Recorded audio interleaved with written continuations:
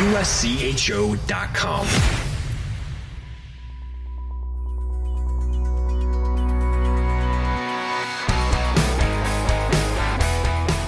Welcome to USCHO Weekend Review from Monday, October 3rd, 2022. Here each week we look back at the highlights of the weekend and the news of the week.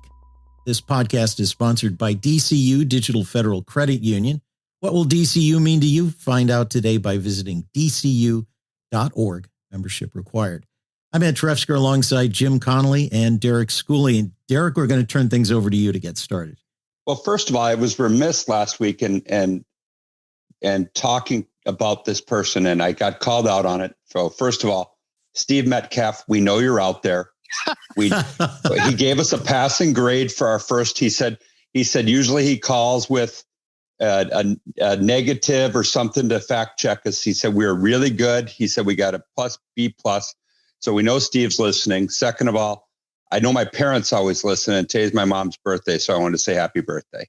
Well, there you go. And you know what? We did that whole episode last week and didn't even mention Frozen Fenway, which is a feather in Steve Metcalf's cap because now he gets to be the second Hockey East commissioner to preside over a Frozen Fenway. Yeah, I was actually shocked, Derek, now that you mentioned Steve Metcalf, that my phone did not ring the entire week. I figured, there's some loyal listeners out there. Another one is my play-by-play partner, Tyler Murray. And I got to a game on Saturday night with Tyler, and he said, "Oh, I never got a chance to listen to your podcast this week. I was surprised you did one." So I thought that maybe Steve fell into that same category, didn't know it was out there, but now we know he listened. I'm happy to know that. Well, I get the same thing from my former assistant, Ryan DeRocher, and he's like, "Oh my God, I missed it. You're back." I'm like, "Yeah, we're back." So I guess this is, since it's back on Monday, everybody will figure it out. But Steve, we're out there. We know you're out there, and we appreciate all of our loyal listeners. And since we're back on our regular Monday schedule, we're going to start out by looking at the past weekend. We've got one weekend in the books, and what, if anything, did we learn from the weekend? We'll go down through some. One that stands out, and our friend Nate Wells pointed out how lopsided Arizona State's record is in Minnesota. They've never won a game in Minnesota. Minnesota Duluth swept the weekend over Arizona State. Yeah, I think the scores are a little not lopsided, but a little deceiving, especially the second one. I think if you look at Arizona State had a goal disallowed with about 2 minutes to go, which would have given them a 3-2 lead in the first night. Then the second night, they actually tied it 2-2, but at the same time, they took a penalty, which negated the goal. So a couple bounces, a couple breaks that way. I think you might have seen maybe one of the games a little closer or different outcome. But I think that those are two perceived heavyweights. You got Minnesota Duluth, and that's on the top 5 in the rankings, and you got Arizona State who just reloads every year with the transfer portal. So I think that was a really good non-exhibition kind of heavyweight battle to start off the year a little bit. I've started to perceive the college hockey schedule a lot like the college football schedule. And I remember the days when the first weekend of the year in college football was nothing but cupcakes, and the point spreads were 57.5 and 52.5 and all of this stuff. And, we saw some really good matchups in the first week of college football this year. We're seeing some really good matchups in the first week of college hockey. First couple of weeks, and I'm interested by some of these really early season non-conference heavyweights that are going after each other. I thought this was one of those series this weekend that I kind of opened my eyes and said, "Ooh, that's a really good first game to play right out of the gate. You're Minnesota Duluth. You have high expectations for your season, and you're going to bring in an Arizona State team that has opened so many eyes over the last 5, 6, 7 years. That's what you really want to see that first week of the season." So like you said, Derek, I thought, I didn't get to see the games. Yeah, I know you watched a lot of college hockey this weekend. I didn't get to see as many games this weekend. But I knew I had watched some highlights from Saturday night. It looked like a very good game. And then Sunday, seeing the score 4-1, it seemed like a game that might have been a little closer. You've kind of highlighted the fact that it was. So I think that Arizona State has a lot of hope in front of them, but Duluth, hey, you get 2 wins at home to start the season, even if one's in overtime and you only get 67% of that win at home, it's still a win. Arizona State, these games mean a whole lot more to them than they do to Minnesota Duluth. Duluth is going to have that whole NCHC schedule to build a strength of schedule and also could win the league and get an automatic bid. These games are big for Arizona State, but they're going to have a terrific home schedule coming up. And I think they're going to be right in the mix of it. I'm looking forward to visiting their new arena in January. And I think, this is probably still not going to hurt them terribly. It helps their strength of schedule, but those games, you may see whether those have some impact when it comes to February and March for the Sun Devils. Greg's got to just stop scheduling in Minnesota. I mean, what's it, 16-1 or what was it? Something like that? Yeah. I mean, hey, sometimes you got to take the hint. Well, then eventually you get that first win and then then that monkey's off your back. Well, let's talk Minnesota, University of Minnesota.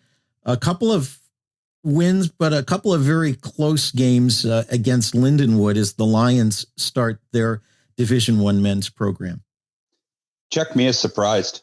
I mean, I'm the first one when you see opening at Minnesota, at Michigan, you think they're going to give up 30 goals. And you think that they're going to struggle when they're coming into the new program. And they had the lead twice yesterday. Unfortunately, I'm too cheap to pay for Big Ten Plus or Valley Sports North Plus. So I followed along online while watching both the Alaska teams play. But I'm surprised. Congratulations to Lindenwood. Very respectable first weekend, 4-0 and then 6-4. I mean, they still gave up 10 goals, but I think it's a lot closer than everybody would have ever imagined. Yeah, scoring goals as a first-year program, against a team like Minnesota that I think right now is probably one of the premier, if not the premier team in college hockey. Their survival in that series was impressive. I expected something like 10 or 11-0 in the first game, and then maybe you get it a little closer and you make it 7-2 in the second game. But 4-0, 6-4, good job. I mean, that's what you have to do. You got to start building a program right away. And I guess we saw that. We just mentioned Arizona State when they started. I forget how many years ago it is now. I thought that, they didn't hire a new coach. They just kept their club coach. What are they doing? As an really outside observer to all of this, you make some assumptions. And, I think both of us, Derek, we both probably had an assumption that this could just be, a death match where you see, 31-2 as the final score over the weekend. And I'm impressed. And I think Lindenwood, they're going to pull off some surprises. I guess we can go and look at all of these first year teams. St. Thomas, I know they had a lopsided game last year to begin their season, but since then they've had some really close games against some big programs. I look at LIU and what they've done over the time against some big programs. So I guess that's part of the beast of college hockey, that you can get some close games no matter what your skill level. But I also think that some of these players, because of the transfer portal, are bringing in more experienced players. And because of that, you're getting some early matchups that are really good. And it's chaotic at the beginning of the year. I mean, we won our first game ever. We also, the first game of the year, beat Boston University the year before they won the national championship. I mean, chaotic. You hang around a little bit, you get a little life. You haven't been beat a few times. Like the year we won our first game, we won 8 games. I mean, we got things change as your season goes on, and you still have the belief that you're going to have a really good season. And hats off to, like I said, I can't say it enough. Hats off to Rick Zombo. But I also think you mentioned Greg Powers there. These guys are really invested in this program. Greg was the club coach. Rick was the club coach. They're out to prove something too. They're out to prove that they're good coaches.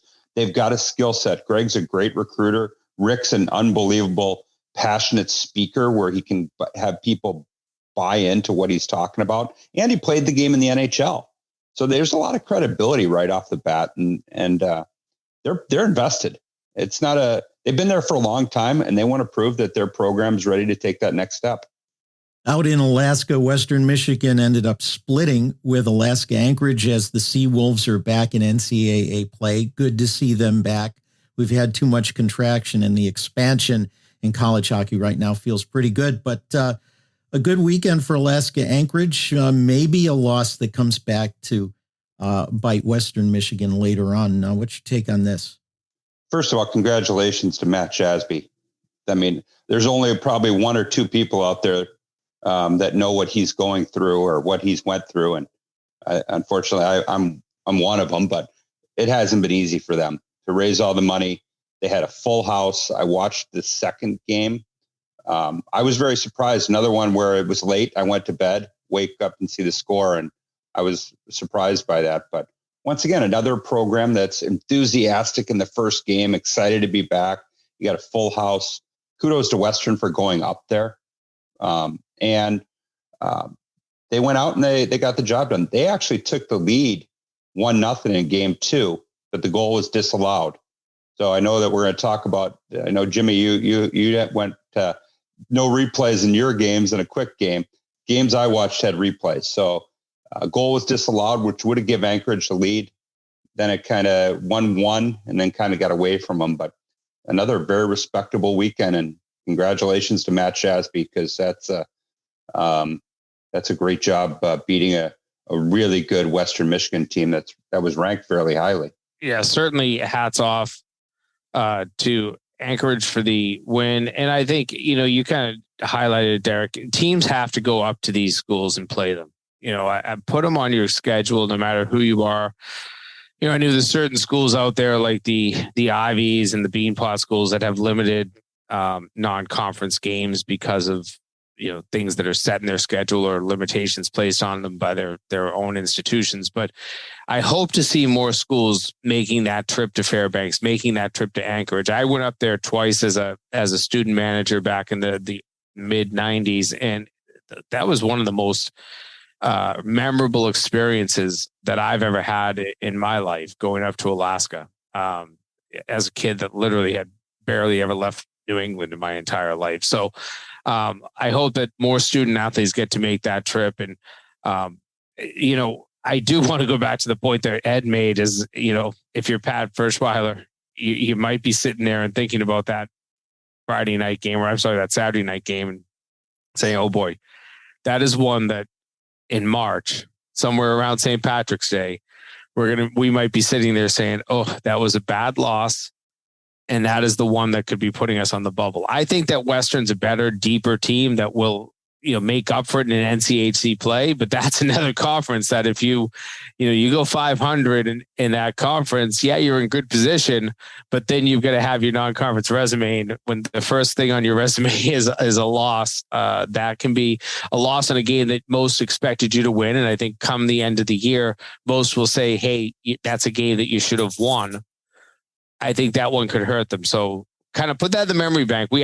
I broadcast the UMass Lowell St. Lawrence game on ESPN Plus this weekend, and we kept talking about, games that happen early in the season. Coaches forget about them when it's March. And the number of times I've had coaches at a conference tournament come up to me and say, why aren't we above the pairwise bubble? And I'll kind of look at their schedule and say, do you remember that game you played back on October 8th and lost to this team? That's the reason. If you switch that loss and make it a win, you go from 17 to 12. And that's how dramatic it can be. So these early season games, they seem so inconsequential. You have rusty teams out there. I get it. It's not the cleanest hockey. It's not the prettiest hockey sometimes, but you got to win those early games because these are the non-conference games that usually differentiate you from the rest of the country. These teams you don't play. When you don't play another team, how do you make a comparison? Non-conference play. And that's going to be one that always stands out. What happens in October is just as important as what happens at the TD Garden or the XL Energy Center or any great campus site in the Big Ten during a conference tournament. These games matter just as much. Northeastern University got 2/3 of 8/10 of a win in overtime against Long Island University as Brett Riley's Sharks battled them to 2-2 in regulation, a 3-2 win for the highly touted Huskies. What do we see from this one? I think that Brett Riley's teams have been playing some really good clubs tough over the last, the beginning of this year and all of last year. They've had some lopsided losses, I know, but they've also had some really good games, and that was a good performance. And it was a freshman that scored the game-winning goal in overtime for Northeastern. Kind of a weekend where the freshmen stood out for a lot of Hockey East teams, but certainly Northeastern. That's a deep team, and to be able to hang in a game for LIU against a team in Hockey East that's picked to win the regular season by the coaches, is a team that people mostly see as probably a preseason top 10 in most people's eyes. I think that's impressive. It's a good weekend. It's a good staple. Even though you took the loss, if you're Brett Riley, you have to sit there and say, hey, that was pretty good hockey that we played. You wish you got the bounce that gave you the win, but it went the other way. But as for Northeastern, you got the win. And as you said, it's a 2/3 of 8/10 of a win in the pairwise. And at the end of the season, you might come back and say, did we wish we had the whole win? Yeah, but you got out of there and you did not have a loss, which would be much more substantial. Puck goes the wrong way in the last minute of regulation, pops in the net, and then you have 0% of 8/10 of a win at home. So I think that, somehow Northeastern is sitting there saying, we'll take that win. I've had a lot of people tell me they're going to be pretty good this year. This could be their best year. So you start off with this result, maybe that springboards them to something. So I think that I said a lot of people have said with their grad transfers and transfers they've got to go along with some of their older guys and incoming freshmen, this might be a team to watch down the road. Well, we talk about games meaning a lot early on in the season, and they played 2 league games in Hockey East this weekend. UConn traveling up to Burlington and getting 4-1 and 3-1 wins over UVM, 6 points on the weekend for the Huskies.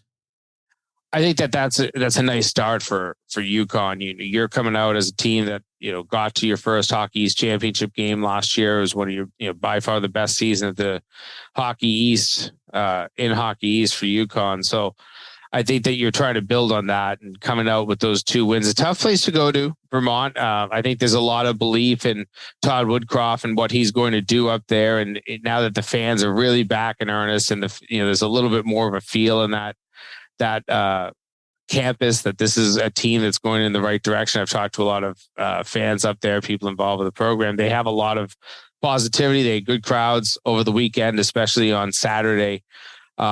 So it's a tough place to play. Still scoring seems to be a struggle for Vermont. We'll see that as it plays out. I'm going to be calling their game on Nesson this weekend against Northeastern on Friday night. So I'm anxious to see them play in person for the first time. But for Mike Cavanaugh, 2 wins, 6 league points right out the gate. You can't take those away. You only have so many league games you have to play, and when you're 2-0 after 2, that's a good start. Yeah, UConn building on what they had going last year, and I think I watched the second game, and the puck was in Vermont's end a lot, and I think they did their best defending with the puck, and it being a 3-1, 4-1 game, or the 2 games were 3-1, 4-1, just shows that UConn can score and they can play well on their own end. They had it packed in. They were blocking shots when the puck got in their end, and I wouldn't write off Vermont, though. Like you said, a lot of people have some good things to say about Todd. I don't know him very well. He's been very good to me right off the bat and trying to help us save the program. He got us a Marty St. Louis autographed Vermont jersey, so I'm very thankful for that for our auction.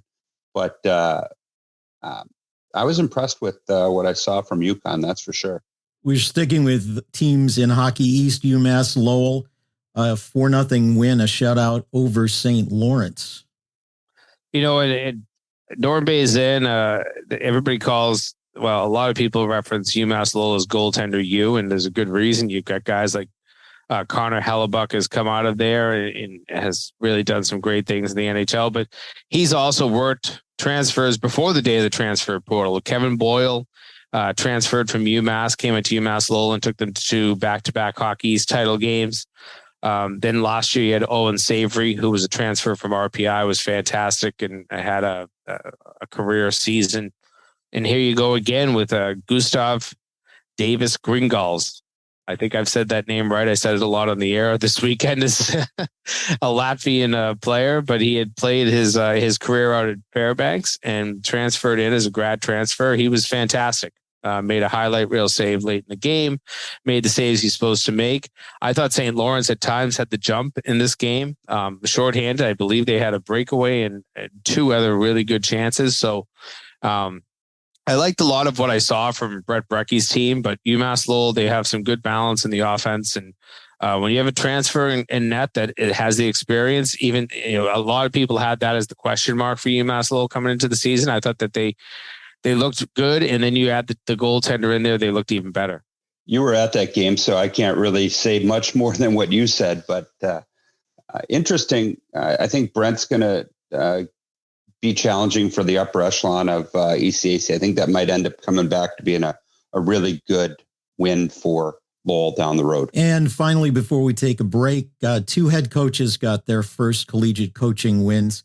Jay Pandolfo at BU, they stormed out of the gate, blew open the doors real early, cruised to an 8-2 win over Bentley. Josh Hauge got his first win, a come-from-behind win, 4-3 over RIT. Standing room only, 2,401 people at Mesa Rink at Union College. Two nice starts to coaching careers for those two. Yeah, and we already mentioned Matt Shasby too, but you always remember your first. You always remember the game. Remember who scored the goals. You remember that game vividly because it's something that you work so hard to get to that spot as the head coach. So it's congratulations to those guys. And I think one of the things that you take away from that is, the highs. That's the high of coaching. There are always a lot of lows that go with coaching too, and you never celebrate the wins as much as you are negative towards losses because you're always looking for things that you can do better in the wins. So I hope these guys took a moment to reflect on their wins, and between Matt and Jay and Josh, it's something really special. And now you got to try to keep yourself above 500. That's the next challenge. Yeah, Josh Hauge, they had a nice little celebration on their bench. I mean, that was a great win. Coming from scoring the last 3 goals in the game against RIT, including a late one. I think it was about a minute and a half left in regulation. And then seeing the celebration on the bench. I love seeing coaches enjoy themselves. There's so many coaches that is, as you said, Derek, you're always looking for more out of a win. So sometimes it's so muted, maybe you don't even shake hands with your own assistants and stuff like that. No high fives and stuff like that. But you can see that Hauge was really excited. Jay Pandolfo, that's a pretty legendary name. That's a very good hockey player, from his days at BU, winning a national championship in '95, and then a great NHL career, then a coaching career with the Bruins. To see him in there, I had heard a lot about their freshman class, but that was an explosive performance by the rookies. I think they scored 5 of the 8 goals in the game, which is that's a nice little feather in the cap for the recruiters. And I know Jay was part of the recruiting in that class, so that's going to feel really nice as well. You talk about wanting a little bit more out of a win. Josh Hauge, speaking with our friend Ken Schott at the Schenectady Daily Gazette, was unhappy as Union had 6 power plays, including 2 very long 5-on-3s, and failed to score on the man advantage. So there was something right there for his team to work on. But congratulations to all those coaches with their first wins. We need to take a quick break for our sponsor, DCU.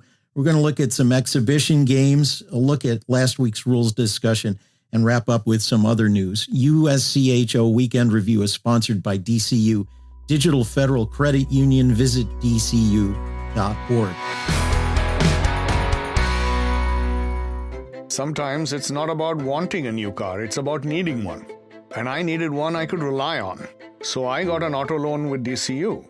They offer the same low rates on both new and used cars, and I was able to borrow a little extra to make a used car as good as new. My auto loan from DCU means a ride I can finally rely on, which feels like a pretty big thing. What will DCU mean to you? Insured by NCUA. Membership required. Visit dcu.org.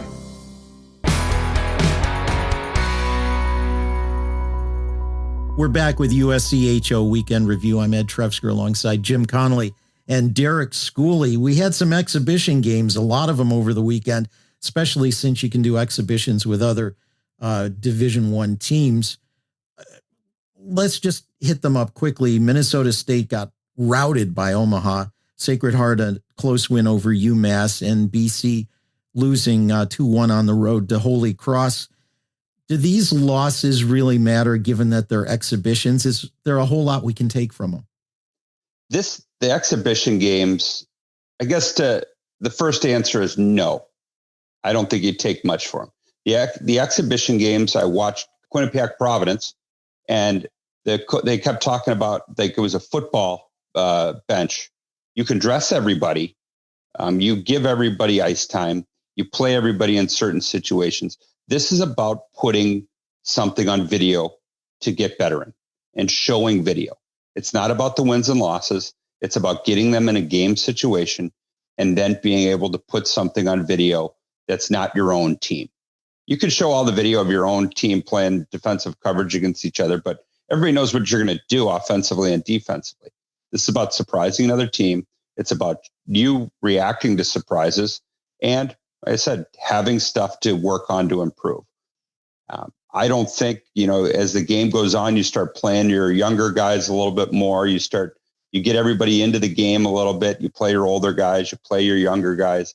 And so, like I said, long story short, I don't think you take much from it. You want to win. Obviously, the competitor in you always wants to win. But it's more about just getting a game under your belt and putting stuff on tape. Yeah, I put that question in there for you to answer, Derek, because I thought that was the answer you would get, or we would get, because that's how I feel. I mean, yes, do you kind of worry? Does Greg Carvel sit there and say, we didn't look good in an exhibition game against a real team, Division I team? This isn't a Canadian school. I mean, everybody remembers the days of the Canadian schools coming down here, and there was still a few. I think there was probably 4 or 5 games across the country against Canadian schools, but those became messes too, because you could play a Canadian school where you might have 25 and 26-year-old guys out there playing against some young 18-year-old kids playing for the first time in college, and those Canadians actually had no ramifications if they were to go in and start at Donnybrook, and you're worried about injuries. You had to worry about injuries in some of the dirty runs and hits. So I think it's better that we don't see as many of those games anymore. But I don't think that coaches have to start hitting panic buttons because they lose an exhibition game. As you said, I looked at the line chart for Providence against Quinnipiac yesterday. They had 6 lines of forwards dressed, and all of their top 4 lines, I'm sure, were the 4 that started the game. And then somewhere around the 10-minute mark of the second period, 2 lines leave the ice and they're done for the day, and 2 lines likely come back and get thrown onto the bench. I can't imagine them putting all 6 lines on the bench. I didn't watch it, but that's kind of how I did they? Did they have them all? It was crazy. I love seeing the deep benches, but those benches in a lot of the arenas aren't that large. So I just don't think you're not playing the personnel you would play in a real game. The urgency is not going to be there. But you're right. Get some stuff on tape. It's hard to have blue-white scrimmages or red-white scrimmages or whatever your colors are and get anything out of those. The coaches can tape every one of those. You can stat them. You can video break down every ounce of them, but it's still your team against your team. So I guess looking at another opponent is what matters. I would not, I still expect Minnesota State to be a pretty good team this week. I still expect UMass to be a very good team. And I'd still have high hopes for BC that they'll be fine. I think that the other teams, say a Holy Cross or a Sacred Heart, maybe take something out of it themselves and say, hey, we need to put a little bit more confidence into who we are, because maybe we didn't have it. I mean, Bill Reeg is a great coach and he did not have a great first year at Holy Cross, but they got run out of the building in their opener last year against BC, which actually was counted as part of the icebreaker. So to know that you hung in there against a team that has some really good high-end talent, should give these teams that maybe were considered as the upsets, maybe a little bit more credibility and believability in themselves. Bill Riga is building a new culture at Holy Cross. I think they were picked too low in Atlantic hockey by the coaches, but it's hard before the season. They were picked last. Sacred Heart, I think they are probably, I hate to even call them a dark horse. They're going to be a very good team, and they could very well win Atlantic hockey this year, as AIC is sort of reloading and rebuilding a little bit too. Last week, we talked about rules and points of emphasis and what we might see with that. One point of emphasis and a couple of rule changes revealed themselves over the weekend. Arizona State and Minnesota Duluth started out a 4-on-4 situation because of a protocol violation of a few seconds of guys staying on the ice too long. That is a point of emphasis. I don't know about the 3 seconds at the end of warmups. I think it was more a case of wanting to keep players off the ice beforehand. But the referees took the admonition from the rule book to emphasize that and started out that way. We also have a couple other things, but let's start with that. Come on. That's what I say. Come on. They really 3 seconds. That's what I was told it was. And they got the countdown the next night to see when, I think it was Matt Wellens on Twitter, was Arizona State was off the ice with 18 seconds left, and Duluth was off the ice with 12 seconds left, and there's no penalties today. I mean, I get it. It's in the rule book, but you got to give. There's just like rules. Just like the rules have some interpretation. Let's maybe throw a warning out before we just go right at it. Yeah, I mean, how many times do you see guys, the buzzer is sounded and a couple of guys put the last couple of pucks in the net and head off the ice? That happens all the time. You're Probably helping, not anymore. You're helping the staff of the arena clean up the ice. Yeah. To be honest with Yeah. you, getting those pucks in. But I will tell you, so in my radio days, which aren't that far in my past, I used to, at home games and even road games, we would do pregame interviews right after warmups, and you're supposed to have that was supposed to start right around 24, 23 minutes because players are starting to come off the ice.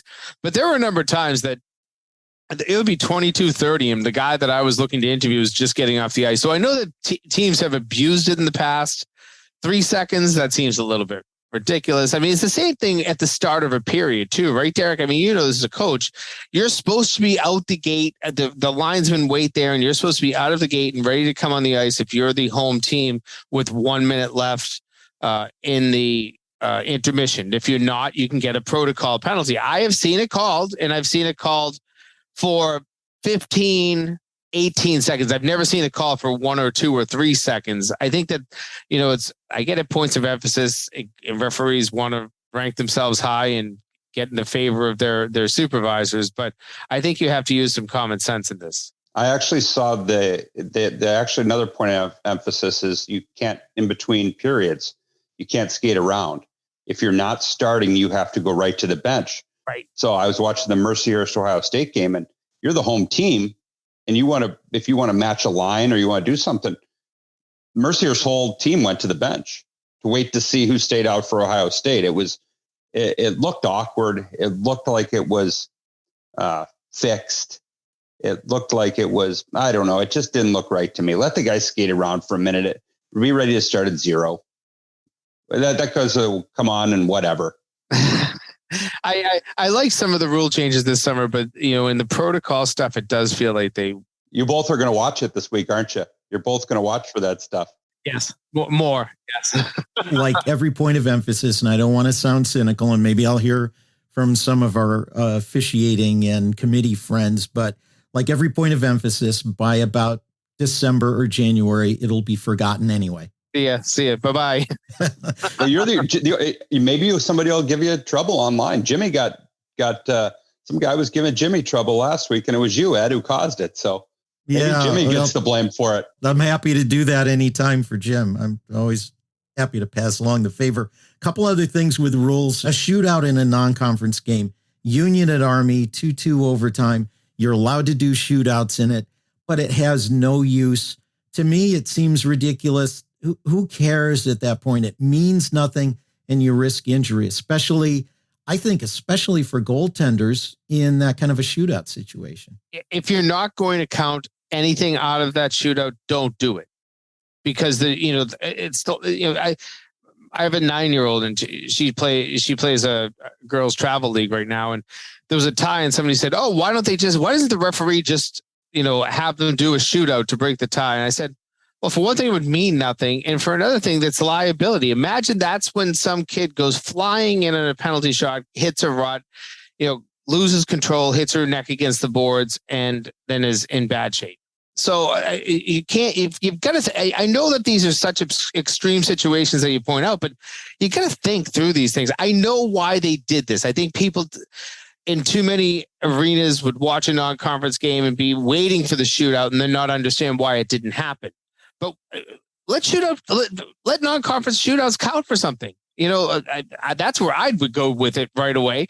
Have some sort of a calculation that if you win a shootout in a non-conference game, it actually matters in any game. It actually matters to the pairwise. But there's too many purists out there that hate the shootout, so we'll never ever see math factored in from a shootout except in league standings. Or like a 1%, 51-49. Is that what you're saying? I'll go back to 55-45. That was the one that everybody was mad about last year. That still doesn't matter, though. Which doesn't matter, yes. But I think the funny thing about it is Brian Riley's that purist, and he's the one it happened to. So I immediately texted him, and he goes, yeah, it's crazy. All of our fans thought we lost. You got Nikolai, their broadcaster, screaming about it. Ken shot behind him, throwing out. It was actually kind of comical, and it was a good shootout. It went 6 rounds. It just kept going, and I could just feel the pain of Brian, what he was feeling, because I know how much he is not a fan of the shootouts, and he had to do it. And he said he had fans that thought he lost, and I immediately texted him because it couldn't happen to a person who hates shootout more. And so that I texted him right after him to give him trouble about it. One other thing that is different in the rules this year is video replay. Did we see anything this weekend? Well, I saw one that didn't get used. UMass Lowell St. Lawrence. Lowell's first goal goes back to it was a clearing attempt that the defenseman kept in, was ruled that he kept it in, but it was right in front of the St. Lawrence bench, and 4 guys sitting on the bench all are screaming for the offside. Puck gets shot to the net, double deflection, it's in the net. And I was waiting for Brecky, the St. Lawrence coach, to maybe challenge, but again, you don't have an iPad on the bench to know if it would. And then I think one of the things that goes to this offside rule, and I never brought it up last week, is we're now mimicking the NHL rule for all of the offside in college hockey. The one thing that we're not mimicking for the NHL is the camera systems. You have great cameras right built into the blue lines, in the boards in all NHL arenas. You don't have anything near that. And maybe that's why St. Lawrence doesn't challenge that play, is they're saying, why waste? It was, I think, the 8-minute mark of the first period. Why waste our timeout? And then, the ability to challenge later, will be a penalty if we get it wrong. Why waste that? If you're never going to see a conclusive replay, and you probably wouldn't. There's no good angles to tell that play was offside from a camera. The guys that were on the line probably maybe had a better view, and maybe if they thought it was, but there's certain plays that aren't worth challenging because they're so difficult to overturn. There were a lot of reviews in the Air Force Colorado College game, and back-to-back 5-minute majors that got reviewed. You had a goal, I think, got reviewed. The Anchorage game had reviews. They're still out there. Don't think because you got one that didn't happen, Jimmy. We'll see how you are next week, but they're still out there. I think we're in and out of the gates in 2 hours and 10 minutes on Saturday. That was a pretty fast game. Well, the funny thing is, so they have 2 back-to-back in the Air Force CC game, and Jay Ritchie and Dave Toller are great on the radio, and they're like, I can't believe they're not challenging this one, and it just there was constantly in some of those games that it's just a question of it out there. So I don't know. I hope there's more games that like you had than some of the ones I watched. Maybe if it hadn't been an exhibition game between CC and Air Force, they might have challenged. Maybe. I mean, but they had 2. They won each way that were contact to the head back to back. Well, with that, we're going to try to get out of the gate in under 2 hours and 10 minutes here on this episode. We've already gone pretty long, so I think we'll wrap right there with this week's edition of Weekend Review. Every Monday, we look back at the weekend, and you can find our podcast at uscho.com/podcast, or you can subscribe on your favorite podcast app, Apple Podcast, iHeart, Stitcher, Spreaker, Spotify, you name it. We've been sponsored by DCU Digital Federal Credit Union. Visit dcu.org. For Jim Connelly and Derek Schooley, I'm Ed Trefzger, and this has been USCHO.com Weekend Review.